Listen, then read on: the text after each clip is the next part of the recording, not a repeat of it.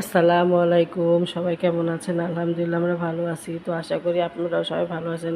ছোট বড় সবাইকে আমার অনেক অনেক ভালোবাসা। তো এই তো ভিডিওটা শুরু করলাম সকাল সকাল নাস্তা দিয়ে। তো আজকে রুটি বানাবো না। তো তোমাদের ভাইয়া অফিসে চলে গেছে, আজকে তার অফিস আছে। তো দেখলাম যে খুবই মেঘলা মেঘলা ফোঁটা ফোঁটা বৃষ্টিও পড়তেছে। তো ভাবলাম আজকে একটু খিচুড়ি রান্না করি। প্রতিদিন তো রুটিই বানাই, রুটি আমাদের ঘরে এমন একটা জিনিস হয়ে দাঁড়াইছে। এটা অবশ্য যখন আমার বিয়ে হয়ে আসছি তখন থেকেই বানাইতেছি, অনেক বছর ধরে রুটিনটা। কারণ তোমাদের ভাইয়া সকালে সেই রুটি ছাড়া অন্য কিছু খাইতে চায় না। তো আমাদের ঘরে এখন খাইতে খাইতে এটা দেখা যায় কি নিয়ে এখন রুটি একেবারে খাইতে চায় না। তো মাঝে সাঝে একটু অন্য কিছু করে দিলে ও পছন্দ করে, ও খিচুড়িটা বেশি পছন্দ করে নিহা। তো একটু বেশি করে রান্না করি যাতে ও পরেও খাইতে পারে। তো এই তো একটু বোনা খিচুড়ি রান্না করলাম পোলার চাল দিয়ে, মুসুরি ডাল দিয়ে। তো এই তো খিচুড়িটা কিন্তু সুন্দর ঝরঝরে হয়ে গেছে। আমি অবশ্য চালটা কিন্তু একটু আগে ধুয়ে রাখছিলাম।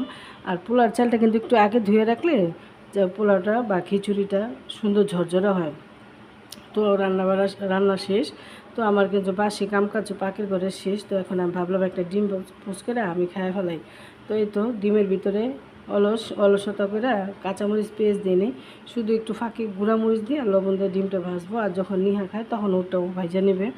তো এই তো খিচুড়িটা কিন্তু খুবই সুন্দর হয়েছে। তো এখন আমি খাবো, আমার খিদা লাগছে আসলে অনেক সকালে কি, এখন কিন্তু বাজে প্রায় 11টার মতো। তো এই তো এখন আমি একটু খিচুড়ি খাই, তারপর একটু কাজ আছে, কাপড় ভেজেছে কিছু, সেই কাপড়গুলি ধুইতে হইব। তো শরীর ভালো থাক আর মন্দ থাক, কাজ কিন্তু রুটিন মতো করতেই হয়, না হলে হয় না। যেহেতু আমরা গৃহিণী, আমাদের কাজ আমাদের করতেই হবে। তো এই তো বিছানার চাদরটা ধুয়ে দিলাম আর টুকটাক কাপড়গুলি বারিন্দা মেলা দিলাম। তো এই এখানে মিললে কি যে দুই ঘরে রুমের বাতাসেই সুন্দর কাপড় শুকায় যায়।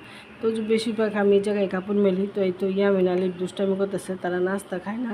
আর আমি এই তো বসে বসে দেখতেছি সুবর্ণলতা নাটকটা। আর এখানে একটা হাঁড়ি নিলাম। তো কিছু অনেকগুলি পুরানো কাপড় ছিল, সেই কাপড়গুলি দিয়ে একটা পাতিল নিলাম। এই ধরনের পাতিল প্রায় 5-6টা নেওয়া হয়েছে প্রায় 2 মাসের ভিতরে। তো আমি কিন্তু এখন আর বড়ো পাতিল নেই না, পাতিল আসলে অনেক আছে, ওগুলি আসলে ধুইতে গেলে অনেক কষ্ট, এই জন্য এখন আর পাতিল টাতিল নেই না। নিলে বেশিরভাগ ছোট ছোট হাঁড়িই নেই, যেটা আমার সবসময় কাজে লাগে। তো পাতিলটা নিলাম, ভালোই লাগলো, পাতিলটা মজবুত আছে। তো এই হাঁড়ি কিন্তু আরও 5-6টা নেওয়া হয়েছে প্রায় 2 মাসের ভিতরে। তো যাক, এই তো এখানে শুয়ে শুয়ে আমি টিভি দেখতেছে। সেই শুয়ে শুয়ে একা একা কার্টুন দেখে, কোনো বিরক্ত করে না। ও মাসাল্লাহ এমনি শান্ত আছে। এই তো হাই দিতেছে আর শুয়ে শুয়ে কার্টুন দেখছে, ওই কার্টুনটা ওর খুবই পছন্দ। তো এই তো বসে বসে কার্টুন দেখতেছে আর টিভি দেখতেছে। আর এখানে তো আমি একটু মেশিন নিয়ে বসছি।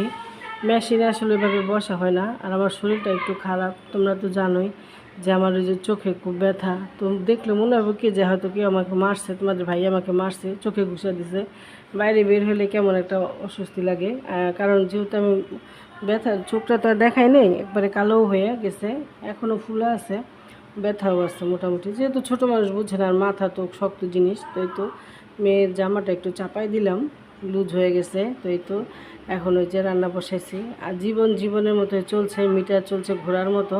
তো এই যে মিটার দেখো দ্রুত, এত দ্রুত চলে এই মিটার, আল্লাহ জানে এই মিটার দিয়ে আমাদের দিন কীভাবে যাবে। এই তো আমার ডালটা ফুটে গেছে, টমেটো দিয়েছিলাম। তো এখন যে ডালটা বাগার দিয়ে নিছি, আর এখন বসাবো। এই তো দেখো খুবই সুন্দর হয়েছে। আমি কিন্তু এত ডাল কখনো রান্না করি না, আজকে রান্না করলাম। যেহেতু আজকে রাত্রে আলু ভর্তা করবো, এই জন্য আলু ভর্তা করলে আমাদের ডালটা লাগে না। সাধারণত আমাদের ঘরে কিন্তু আসলে ডাল লাগে না তেমন একটা। আর এখানে ট্যাংরা মাছ দিয়ে আলু টমেটো তো ভুনা করলাম। আর এই তো রান্না করতে করতে এখন আমার খিদা লাগছে। তো 1 কাপ এখন বানাইছে 1 কাপ দুধ। আর শরীরটা না অনেক খারাপ, দুর্বল, যেহেতু আমার লো প্রেশার। তো ঘাড়েরও টানতেছে, তো ভাবলাম 1 কাপ দুধ খাই। আর সাথে 2টা বিস্কিট দিয়েছে। তার এই তো এই মাছটা, তো নিয়ে বলতে আম্মু মাছটা ভাজো, রান্না করো না। তো এই যে মাছটা সব মশলা টশলা মাখায় রাখলাম, যখন খাওয়া দাওয়া করবো তখন ভাজা রাখবো। তো এই তো এখন দেখো মাছটা কিন্তু আমি সব মশলা দিয়ে মাখায় রাখলাম। আর এইভাবে ভাজা পোড়াটা মাছটা নিয়ে খুব বেশি পছন্দ করে। ও তরকারি মাছের থেকে ভাজা মাছটা বেশি পছন্দ করে। আমি আসলে ও সবজি খাইতে চাই না, যার কারণে আমি সবসময় মাছ ভাজা রাখি না, কারণ ভাজা মাছ পেলে ও আর কিছুই নিতে চায় না। তো এই তো মাছটা কিন্তু লাল লাল করে ভাজা নিছি। এভাবে ভাজলে কিন্তু আসলে ভালোই লাগে, এভাবে ভাজা মাঝে সাঝে ভাজা মাছ খুব ভালো লাগে। তো তোমরা ট্রাই করে দেখবা। আসলে কি রান্না বাড়া আলাদা কিছু না, রান্না বাড়া কিন্তু একই জিনিস, শুধু এক একজনের করার ধরনটা এক এক রকম। তো এই তো মাছটা কিন্তু লাল লাল করে ভাজা হয়ে গেছে।